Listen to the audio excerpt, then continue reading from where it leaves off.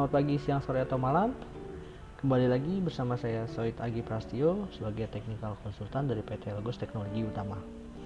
Nah, pada kesempatan kali ini saya akan membahas terkait apa itu Azure IaaS atau Azure Infrastructure as a Service. Jadi pada kesempatan kali ini di pembahasan yang pertama ini ya, saya akan membahas terkait basic atau penjelasan terkait Azure Infrastructure as a Service. Jadi di sini saya akan jelaskan terlebih dahulu ya. Jadi apa itu Azure Infrastructure as a Service? Jadi dia adalah model layanan cloud computing yang menyediakan sumber daya infrastruktur dasar yang menggunakan internet tentunya ya. Jadi di sini saya akan langsung untuk tampilkan ya untuk slide-nya atau halaman dari Azure itu ya. Jadi kurang lebih di sini saya akan membahas yang untuk IaaS-nya saja ya.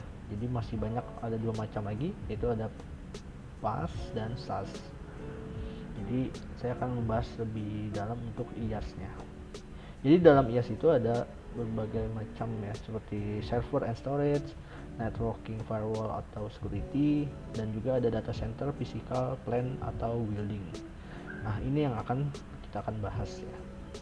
Jadi selanjutnya IaaS itu juga memungkinkan user untuk menyewa ya sumber daya komputasi jaringan dan penyimpanan tanpa harus membeli atau memelihara perangkat keras fisik secara langsung. Jadi kita sudah tinggal pakai saja ya, seperti server dan storage, networking, firewall, security, data center, itu kita tinggal gunakan saja tanpa harus kita membangun atau membuat perangkat kerasnya secara fisik atau secara langsung. Nah, itu adalah keuntungan utama menggunakan Azure yang disediakan oleh Microsoft. Nah, selanjutnya di dalam Azure IaaS juga terdapat berbagai macam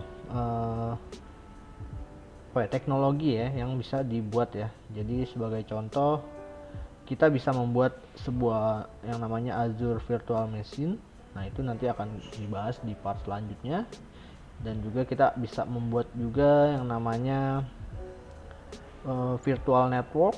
Jadi user atau pengguna dapat membuat jaringan private virtual di cloud Azure yang bisa memungkinkan untuk user menghubungkan virtual machine-nya, mengkonfigurasi aturan firewall-nya, dan juga mengelola lalu lintas jaringannya secara langsung.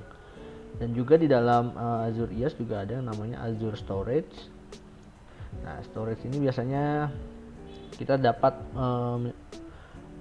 ini ya namanya menyimpan file storage ya, untuk menyimpan berbagai file dan juga untuk melakukan backup ya yang ada di server, kita bisa gunakan juga. Dan selanjutnya kita juga dapat ada yang namanya Azure Load Balancer. Load Balancer itu adalah untuk mendistribusikan lalu lintas jaringan ya di antara beberapa virtual machine. Jadi meningkatkan ketersediaan dan kinerja aplikasi. Dan selanjutnya ada yang namanya Azure Active Directory atau yang kita biasa sebut Azure AD. Itu adalah layanan untuk manajemen identitas dan autentikasi yang memungkinkan integrasi dengan aplikasi, dan juga layanan cloud dan on-premise. Jadi menghubungkan ya antara layanan on-premise dan juga layanan cloud seperti itu.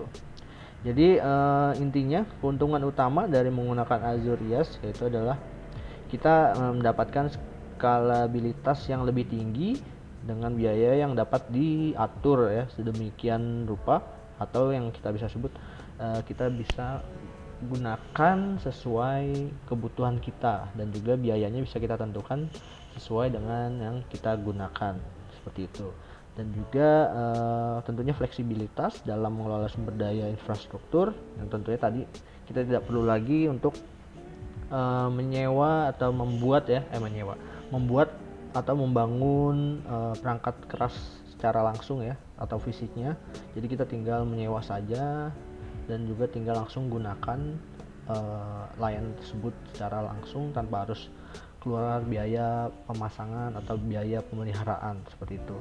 Dan selanjutnya pengguna hanya tinggal atau user tinggal membayar sumber daya yang mereka gunakan ya, tentunya pay as you go. Jadi user menggunakan misalnya 100 ya, user bayar 100 seperti itu. Dan juga dapat mengubah konfigurasi ya, jadi secara langsung atau menambahkan sumber daya sesuai kebutuhan user. Jadi tentunya yang tadi sudah saya bilang, jadi intinya kita dapat menggunakan dan juga membayar sesuai dengan yang kita gunakan seperti itu.